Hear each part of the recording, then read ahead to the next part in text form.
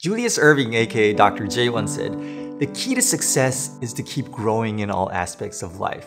Mental, emotional, spiritual, as well as physical." Last year I went to the theaters to see the movie The Kingsman, and the movie was meh.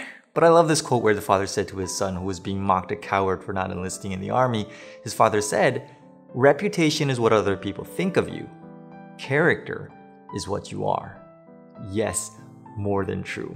Character is what you are. And moreover, character is what determines how you act and how you react in different situations. Every elite sports athlete trains day after day in hope of bringing out their best in that split of a second on the court. Now you can call it super reflexes, call it a spider sense, whatever, but that is the result of endless hours of hard work and repetitive training. Julius Erving said, "I had to spend countless hours above and beyond the basic time to try and perfect the fundamentals." And the same is with your mental and emotional growth. Why do some people snap while others turn the other cheek? Why do some people give in while others hang in? The difference of how you react in that split of a second lies in what you've made of your character beforehand. And if you want to bring out the best of you in the toughest of moments, then you have to grow your mind. Your brain is in control of all your feelings, emotions, reactions, and you can train your brain on how to react to certain conditions. According to brain science, there is a physical difference in certain areas of the brains of bilingual and trilingual people. Namely, the brain visibly changes according to the way we put it to use. And the brain feeds on thoughts. It feeds on ideologies you've either intentionally or unintentionally formed throughout your past. The way to nourish the brain is to feed it with good thoughts and values on a regular basis, and people achieve this by using various methods such as meditation, religion, positive psychology, philosophy, etc. I find a way rather practical and easy to do from Stephen Covey.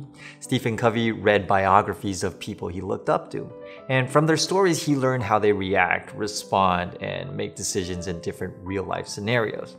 Another thing Stephen Covey did daily was read the Bible, and that's something I can relate to too, because religious or not, the Bible is a set of good ideological values. Love your neighbor as yourself, love your enemies, pray for those who persecute you. By reading these words, you are interiorizing these values. You are what you eat, you are what you read. The key is to put in the intentional effort and try to find what is good for you and feed that to the mind. Nourish your mind with those values you appreciate, and in time, your actions will align with your mindset.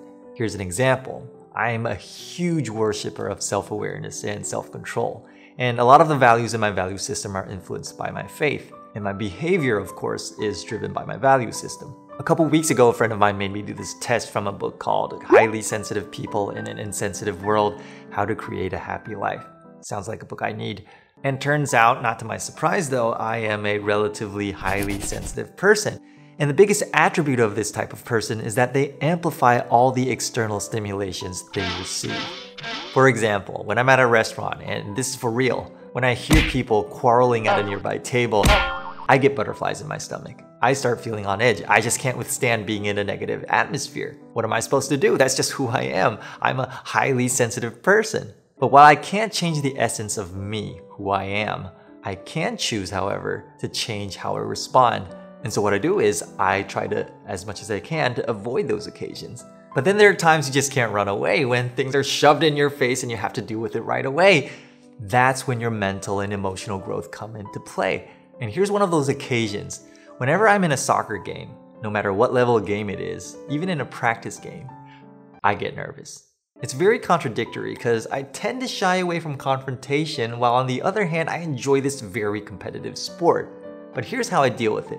In the first 3 minutes of the game, I'm always pep talking to myself, and I'm like, "Run, you gotta run, get those feet moving." Who's the boss?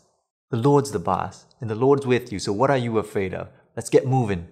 By doing so, I'm commanding myself. I'm giving myself direct orders to act in a certain way, because I know once I'm in the mode, all the tension in my head will just go away. And I usually keep doing it throughout the entire game. It must be quite funny to watch me on the pitch.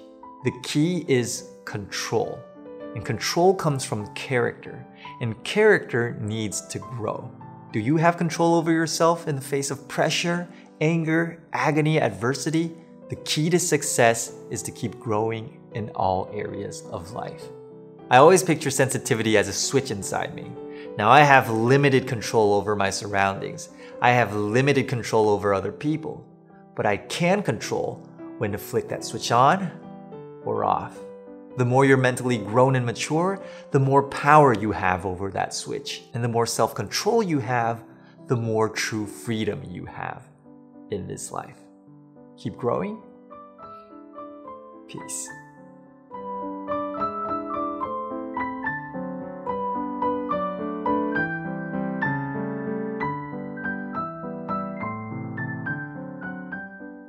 For more about spiritual growth, check out this video on my second channel, and I will see you guys next time. Sun's up!